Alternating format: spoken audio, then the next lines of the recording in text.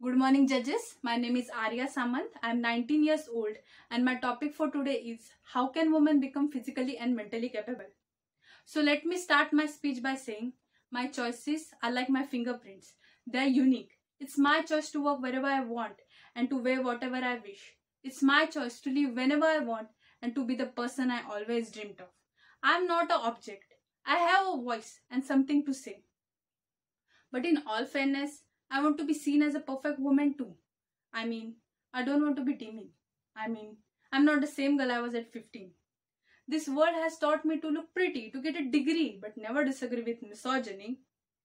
But this world has not taught me that being a woman is living in a fear that your basic health care might disappear, that your paycheck might be smaller than the man that does the same job. But we are used to it all, and we are applauded, you see. We don't know what it's like to be free. Equality is not just calling someone out. Equality is accountability, that my brother knows that I'm equal to him. Equality is education, from classroom to courtroom to conference room to computer screens. Equality is truth. It's strong voices. It's breaking through the silence that exists. Because silence cannot exist if it's not tolerated. It's raising the next generation of girls to know that their voices mattered and it will be heard. And that's why we hold power in our hand. We'll not just sit back and nod while certain people reconcile the rules of fertility. Let's make it clear. It's my body, my decision. My father has always taught me to fight against injustice of all kinds. And we'll fight until the end, and we'll fight till we hold our rights. So, for women of every color, shape, size, and sexual identity and place in this world, I want to tell you that freedom is our right and we will achieve it. But how we will achieve it? That's the question, right? It's a two-step process. Education and financial independence. In Marathi, there is a beautiful saying, Mulgi shikli, pragati zhali. Education is a key of successful and powerful nation. And this education system should consist of sex education, mental health, and basic knowledge about women's body.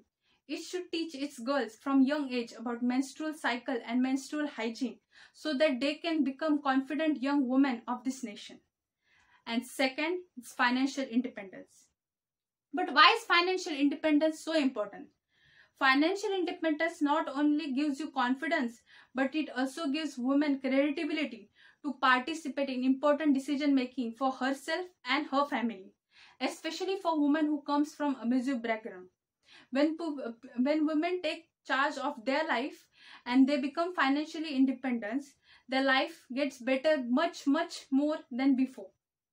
That's why women should be financially independent. And when it comes to financial independence, we usually blame it on society. But as a woman, I think it's equally our responsibility to chase our dreams. It doesn't matter at what age or what stage of life you are. Each phase has its own objectives and rules. But these objectives and goals should strive for only one thing.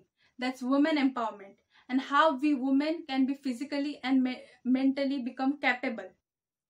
And how we all ladies can become young, responsible adults of this nation. Thank you.